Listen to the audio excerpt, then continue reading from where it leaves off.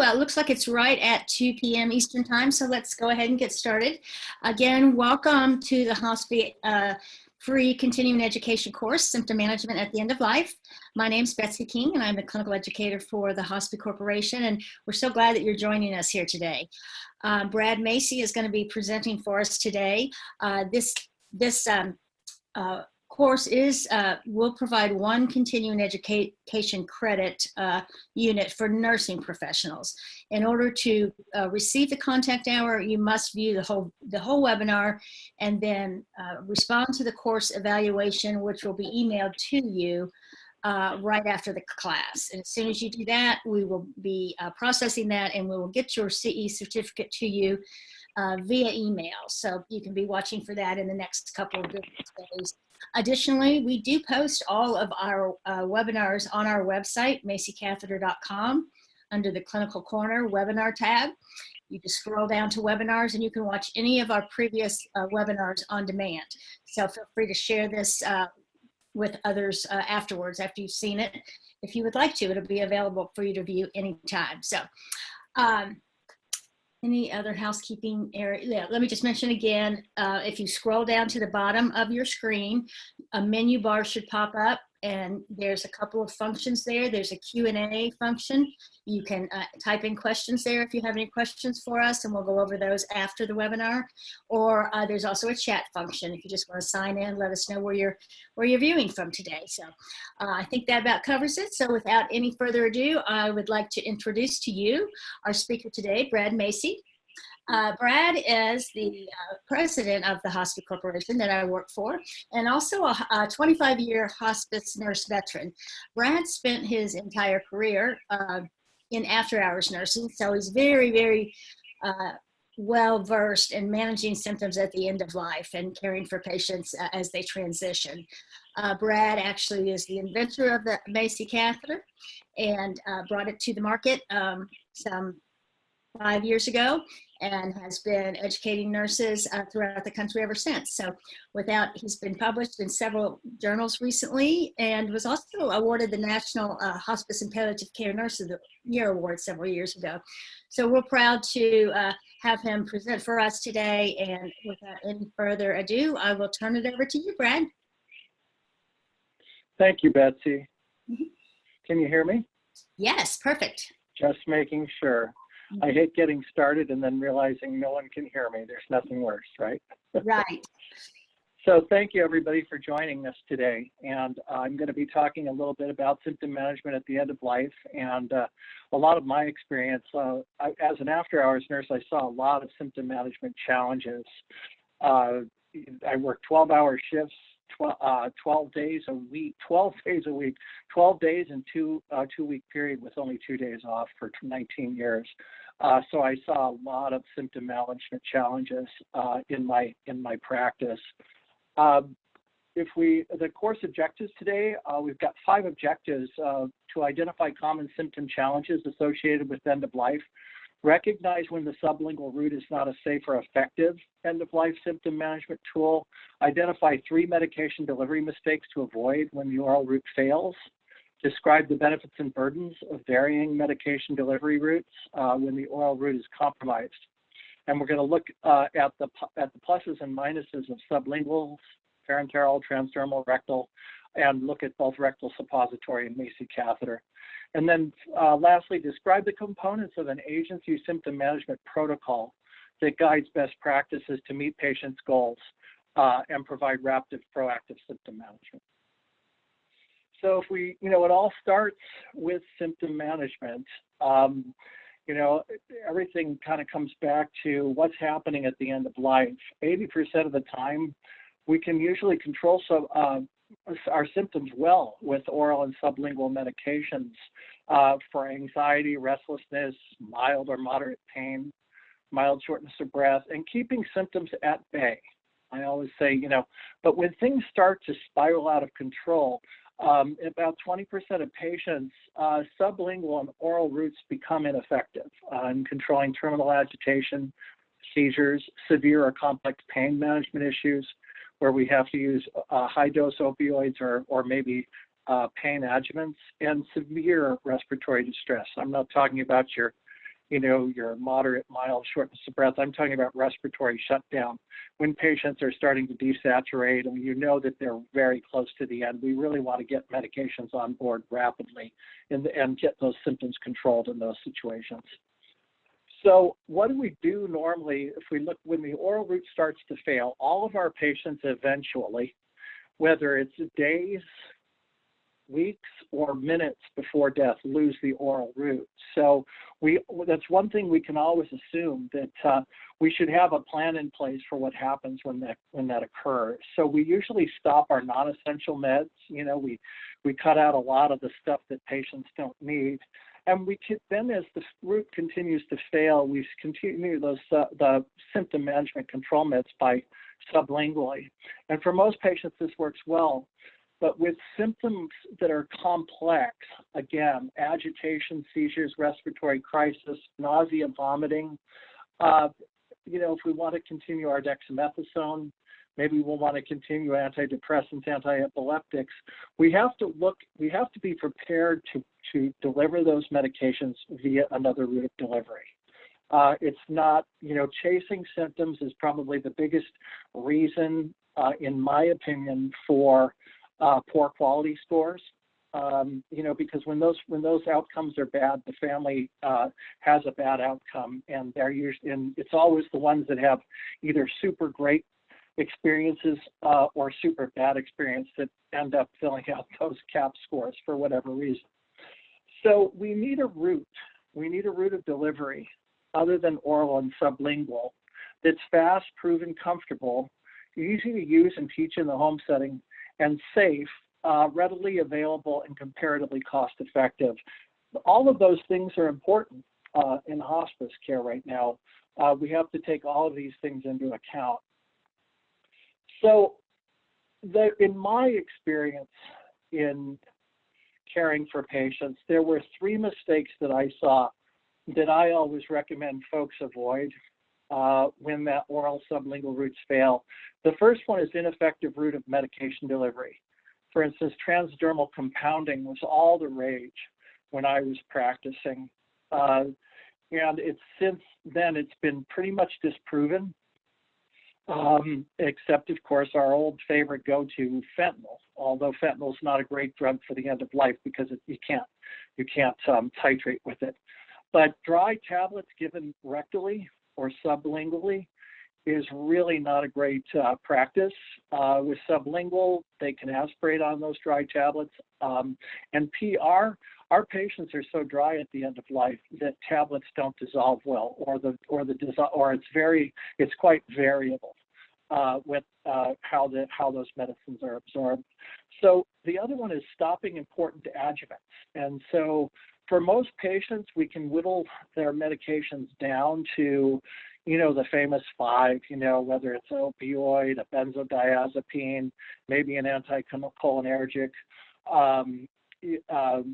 maybe an NSAID, but for others, they really need to continue their adjuvants. And if we've been chasing symptoms, or if symptoms have been escalating, we have to consider what adjuvants has the patient been on that they may need to continue. And if we're not going to continue them, are we going to watch them closely to make sure that we don't have rebound symptoms coming up? So the last one is inappropriate or overuse of the sublingual route. And in my opinion, the sublingual route, even though it's the best route of delivery in most cases, we really need to be aware of when the sublingual route is not effective, and we need to have a plan in place. So let's look at ineffective medication routes. Transdermal gels, systemic drugs just don't absorb well. There's not really an evidence base for most drugs that we're giving. The decreased peripheral circulation at the end of life also, even if those medicines were able to absorb through there, the decreased circulation to the transdermal or the subdermal space is poor. So that you may be delivering medication to that reservoir, but the blood flow into the subcutaneous tissue is poor. That's another reason for failure, by the way, at the end of life for fentanyl. if the blood flow is not getting to the subcutaneous space, your fentanyl is going to fail, and we need to be aware of that. I've seen patients on 1,000 milligrams of micrograms of fentanyl, and all of a sudden their pain's getting out of control, and people are wondering why, and that's one of the reasons. Your NSAIDs work well locally. Okay, so they do have an effect on the nerve endings, the chemical transmission at the nerve endings, but they do not work systemically. Ativan, Benadryl, and Haldol, that was all the rage for a while. There was a study done several years ago that basically showed there's no absorption in any of those drugs or very little absorption.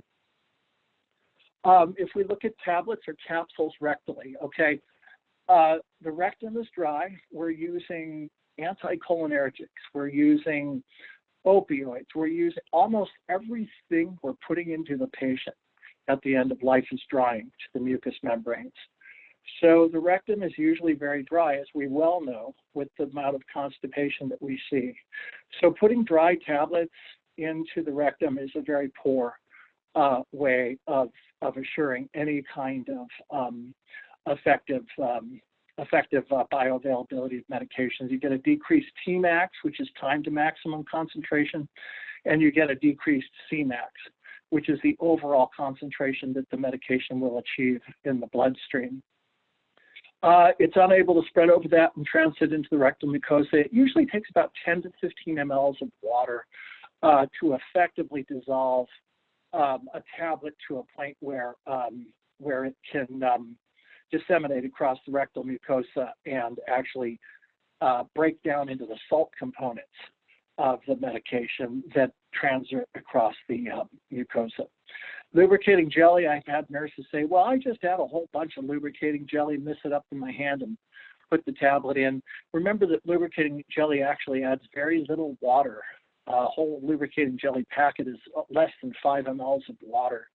And then that lubricating jelly tends to build up in the rectum, and then it can actually provide a barrier.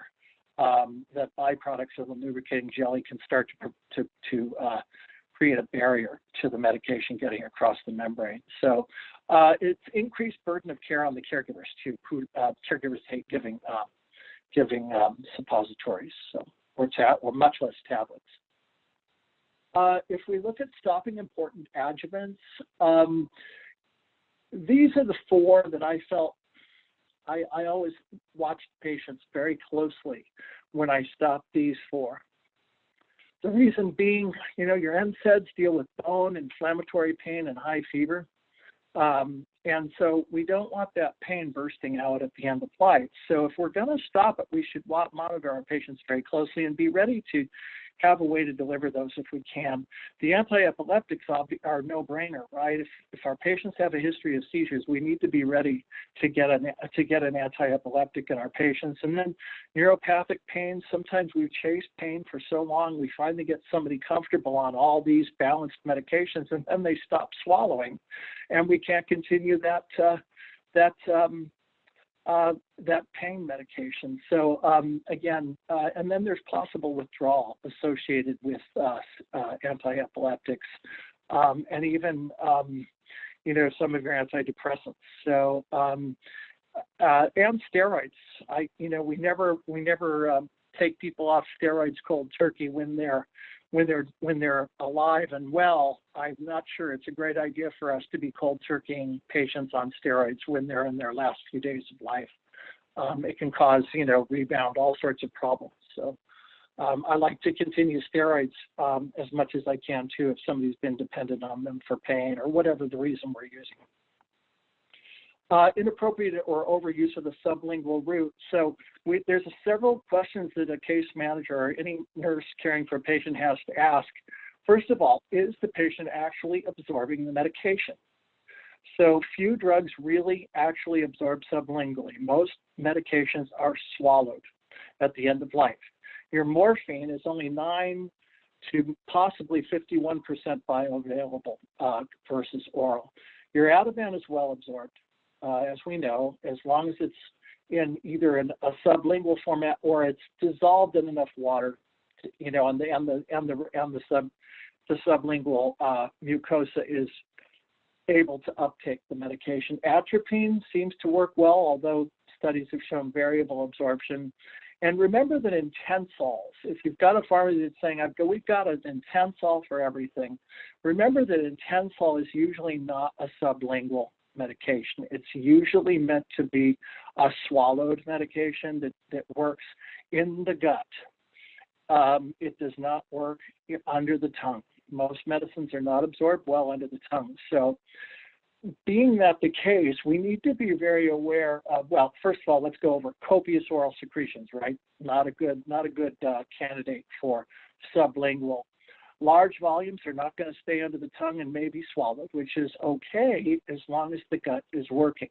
But how many patients at the end of life end up with such slow gastric emptying and such slow motility that most of those medicines just sit there?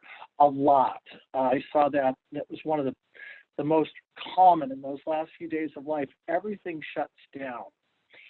Silent aspiration with larger volumes adds to respiratory distress. So are we, how much are we causing, respiratory secretions versus not? So crushing tablets, I think that equals bad taste and unlikely absorption and increased aspiration risk, and I wouldn't recommend it at all. Inappropriate or overuse, again, provide good proactive assessment. So again, is the patient's GI slow? Is the stomach distended? Are there hypoactive bowel sounds? Is the patient even eating anything anymore or drinking anything anymore? Those last few days, things just shut down a lot of times. So are symptoms increasing for greater than a day in spite of increased sublingual doses? So I've seen so many people, well, we're giving the morphine every hour, and then they're going through bottles of morphine, but it's not working. Well, a lot of that medicine is probably ending up in the stomach, and actually the bioavailability of that medication is very low that's being given. Is the patient choking after sublingual doses, right? So we have to ask if it's, some people call it pillow therapy. Is that medicine ending up on the pillow? Is it dripping out of the patient's mouth? So again, we need to find a good route of delivery, and I want to go into the different routes and some of the benefits and downsides of these routes. The benefits, obviously, of sublingual is we usually have those meds in the home. It's easy, comfortable, lowest cost, because it's already built into the standard of care, usually for our patients.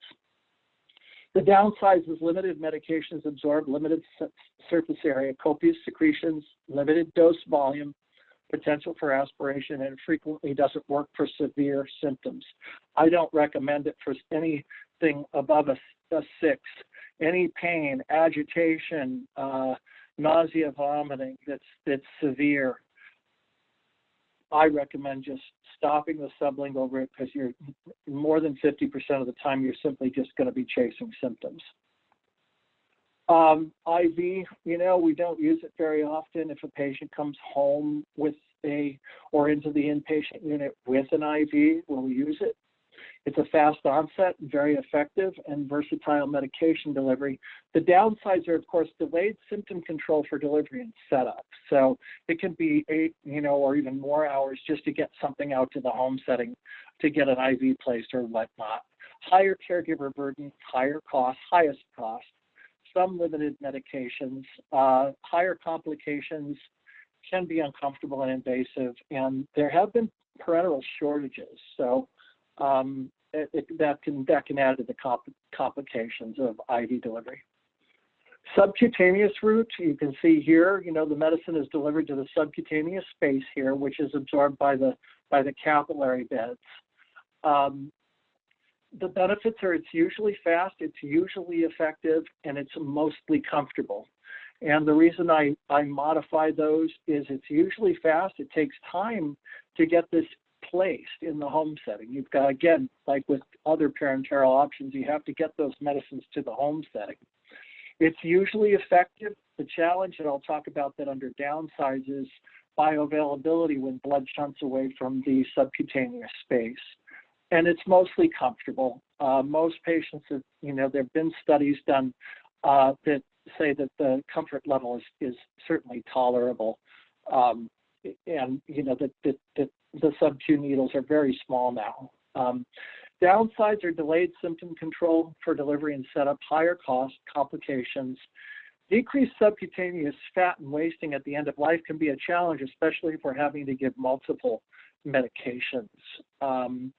If we look at decreased peripheral circulation at the end of life, and then there's higher caregiver burden.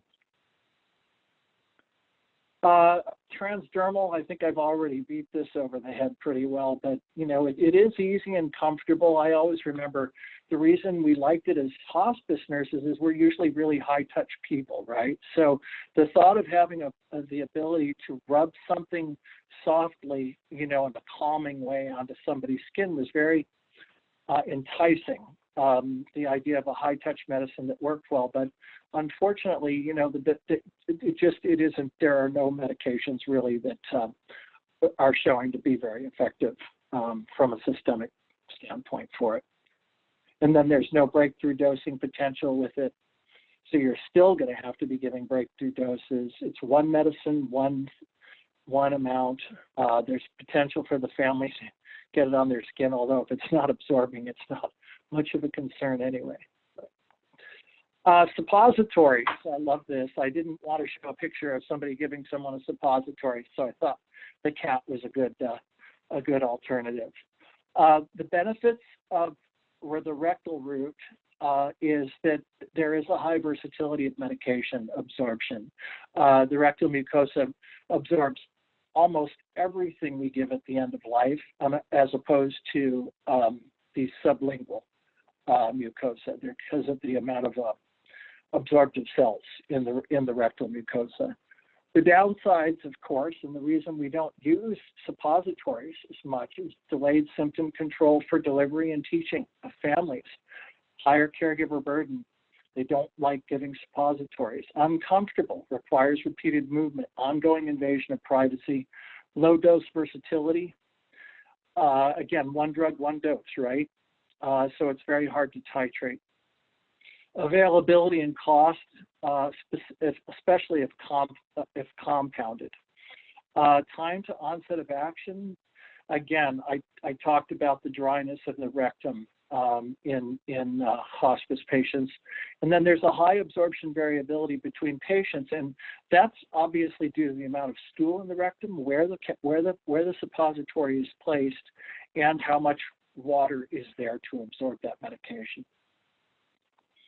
So if we look, here at the different routes of delivery, we can see rectal, it is quite versatile. There have been a lot of studies done on most of the meds we're giving at the end of life, and we can see that there's some absorption. Sub-Q is okay, and then IV is the second best. So the rectal is the most versatile, second to oral. So Macy Catheter, again, is another option for giving rectal medications. And to some degree, it deals with some of the downsides of giving a suppository. So the balloon is placed in the distal third of the rectum. The medication is delivered in microenema form, so it's already in fluid form, so it's easier absorbed through the rectal mucosa. And then you don't have to turn or bother the patient. So if we look at the benefits, the rectal mucosa is highly vascularized and rapidly enters the circulation. So you get faster, better absorption and less variability versus suppository. And you can use those meds that are already at the bedside. This is to me, the most important thing, and why I came up with the idea was I wanted to use those meds that were at the bedside. I did not want to have to wait several hours for something to be delivered to the home. I wanted to get that patient comfortable in the same visit. So there's no delay for delivery alternatives. It's discreet, comfortable, and easy for caregivers to use. And caregiver ease of use is really important at the end of life when they're so stressed with everything else. It stays in place for up to 28 days for ongoing delivery. There's no turning or bothering the patient. And then it's lower cost than IV or sub-Q, and there's no delivery charges. And it decreases the length of nursing visits substantially for symptom management crises. The downsides of the catheter is that it's expelled with a bowel movement. So If it does come out, the catheter can be wiped off and deflated and reinserted. So families can do it if they are teachable and willing, but they're not always teachable and willing. So it demands another nurse visit to replace the catheter if it comes out. Teaching the family about the rectal route is sometimes uncomfortable at first for nurses to talk to them about it. And we've got a great video that I'll talk about later to help with that. But those are probably the main downsides of using it. This is what it looks like, okay, and then this is injecting into the catheter. You can see the patient's their privacy isn't invaded at all. They simply move back the covers and inject it in a medication port that rests on their leg. And then here's a caregiver giving the medication without bothering the patient. And that's, it's got a medication administration port, which is a one-way valve, a balloon inflation port, which is a Luer-connected syringe. This is an enteral-connected syringe, so there's no misconnections between the two ports. Placement marker lines to place it in the distal third where the medication avoids bypass through the liver, so you get better bioavailability. A soft flexible balloon and med delivery holes. So let's talk a little bit more about comparative rectal pharmacology. This is a couple rectal pharmacokinetics. This is interesting. So morphine oral versus microenema, the bioavailability is the same. And they had significant pain in the study. They had significant pain relief in 10 minutes versus via microenema versus an hour oral. Okay, so it's a very fast onset of action. You'll see the same thing down here for methadone. Basically the same bioavailability as oral. Twice as fast onset of action via rectal versus oral. Phenobarbital, this was an interesting one. This is actually a study I did because the first medication I used was phenobarbital in this process, and I wanted to find out why it was working so darn fast that I could control symptoms basically in 30 minutes that had previously taken me hours. And what I found was phenobarbital blood levels were 12 times higher at 30 minutes for the microenema versus compared to suppository. Okay, so it works very fast. The suppository took, and these were healthy subjects that we were testing, not dehydrated patients at the end of life. And then concentrations achieved in 30 minutes via the microenema took 4 hours to achieve by suppository, and variability between subjects was much less via microenema versus suppository. And the two positories actually completely failed. We got no blood absorption. We got no absorption of the medication, no blood at all. So quetiapine, or that's Seroquel, rectal versus oral. Actually, this is a dose adjustment. Quetiapine is 189% absorbed compared to oral. So we would actually almost cut it by 50% if you give it rectally. Tmax is comparable, but it's less variable for rectal. So you can see here it took 102 minutes to reach Tmax, plus or minus 21 minutes rectally. It took 93 minutes orally, but plus or minus more than an hour. Okay, so there was a huge amount of variability between that one. Lorazepam, this was interesting. You'd think sublingual was the fastest, but actually there were two studies done here. It took an hour for microenema, an hour and 15 IM, so it was about the same rectally as IM. 2.5 hours oral and 2.5 hours sublingual to reach Tmax. Ativan is lightning fast rectally, 17 minutes microenema versus 52 minutes oral versus almost an hour and a half IM, and then 82 minutes by suppository.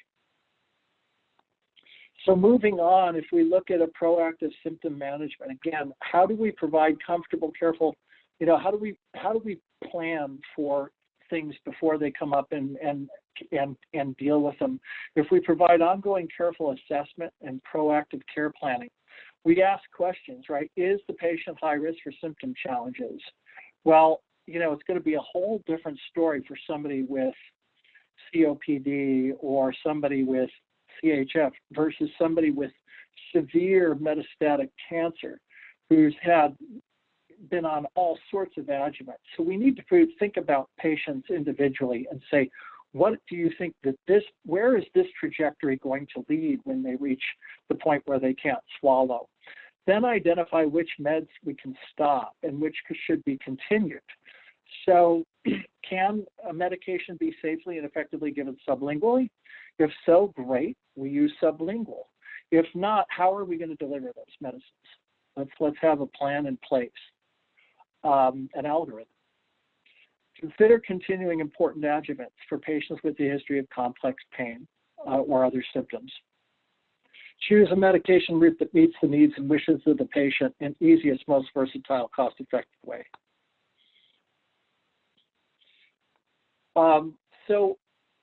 I think that teaching and preparing caregivers is one of the most important things, and it certainly reflects in our quality scores, doesn't it? Good communication is probably one of the most important aspects of good quality scores. But if we provide patient-caregiver education to avoid symptom crises, we want to teach our families to recognize increased symptoms and call early. I can't remember the number of times that I had families say, well, Mrs. Jones has been agitated for 48 hours. And I asked, why didn't you call? Well, you know, we thought we could control them with the medicines that we already have, or we didn't want to bother, you know, whatever the reason. Or our case manager was off and we wanted to wait the weekend out. So be sure that the nurses continually, at almost every, like just a mantra should be, please call us for anything. Even if they never have to call, the family, it's going to affect quality scores, because the family's going to say, man, that hospice was always available when I needed them. Even if they didn't need you, the fact that the nurses are saying to the patients, you know, please call us if needed, we'll support that. Let them know that sublingual is not, you know, that sublingual is great and it's working now, but that if it gets to it may not always control symptoms, and we have options available. And then teach them about other options, whatever those options are for your agency, to sublingual. Quickly respond to symptom crisis. You know, do you have a plan in place for getting out within an hour or calling?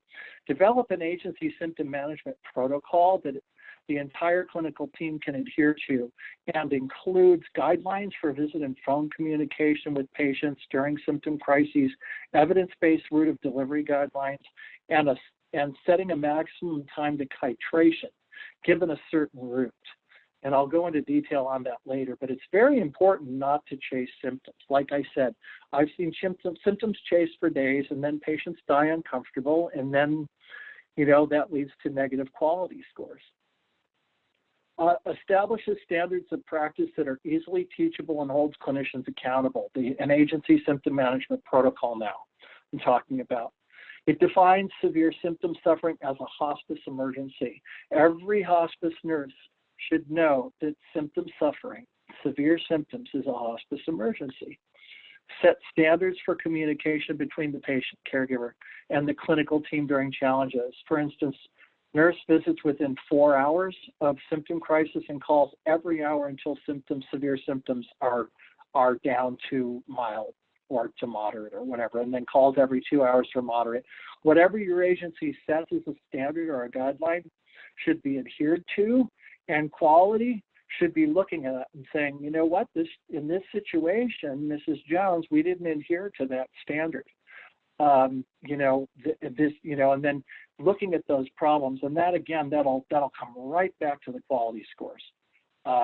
They will go up. Providing guideline or an algorithm for the use of different routes of medication delivery based on the evidence base for efficacy and speed of therapy initiation.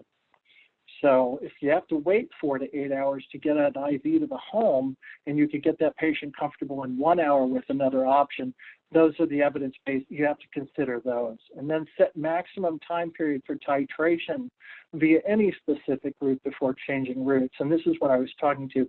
Set a maximum time for using sublingual. Okay, Mrs. Jones, we've titrated her 4 times. We've gone from 1 ml of morphine every hour to 2 mLs of morphine every hour. We've doubled the dose and she's still having the same amount of pain. We need to switch routes. It's not working anymore. So provide a symptom for clinical and quality leaders to monitor both active symptom challenges and evaluate outcomes from past challenges to make sure that the protocol was met. This is an example of a protocol that numerous agencies that I know are using right now, and it looks at, is the patient having severe symptoms? Yes. Can meds be given effectively via Macy catheter in this case? If yes, they initiate the catheter. If no, they initiate IV sub-Q. Then they reassess in 4 hours. Are symptoms controlled with IV sub-Q? And the same for the Macy. Are symptoms controlled within 4 hours? And if not, they move on and in this situation, they initiate inpatient transfer. Okay, this gets that patient through this algorithm very quickly and addresses the symptoms as they come up. Now, for symptoms that are not severe, they start with sublingual. Initiate sublingual medication. Now, if symptoms are not controlled in 4 hours, then they go to the Macy. Okay, and then they go through the same thing. So that's how that pathway works. That's the end of the presentation, and I think I did well for time. I'm going to open it up to questions, and I'm going to turn it back over to Betsy. Betsy, I've got information, so let's get some questions going. Thanks. Thank you, Brad. Let me see if I can. If anyone has any questions they'd like to submit, please just scroll down to the bottom of your monitor there, and a menu bar will come up with the Q&A feature on it, and you can just type in any questions that you might have. You want to go over a few other things while we're waiting for people? I can, while they're putting questions together. In the past, this was one of the things I did in the past about talking to caregivers. So I'm going to go over this. So a lot of nurses are a little concerned about how do I talk to a caregiver about a rectal catheter? And I always think it's funny because we're so good at talking to patients about urinary catheters, which are more invasive, more uncomfortable, and but we seem to be doing okay with that. And I think the reason is we can address the need of the urinary catheter. We need to be able to address the need of the Macy catheter, and we need to be able to recognize first that it's a very quick way to control symptoms. So I talk to patients about, Mrs. Jones is having bad pain and the medicine isn't working. And then I explain that other options are going to take time. And that it's likely that I can get Mrs. Jones comfortable in the same visit using the Macy catheter, and that it's a small, soft catheter that's not at all uncomfortable. It addresses this. Again, this is a concern of them, as it is with everybody. Well, was it uncomfortable?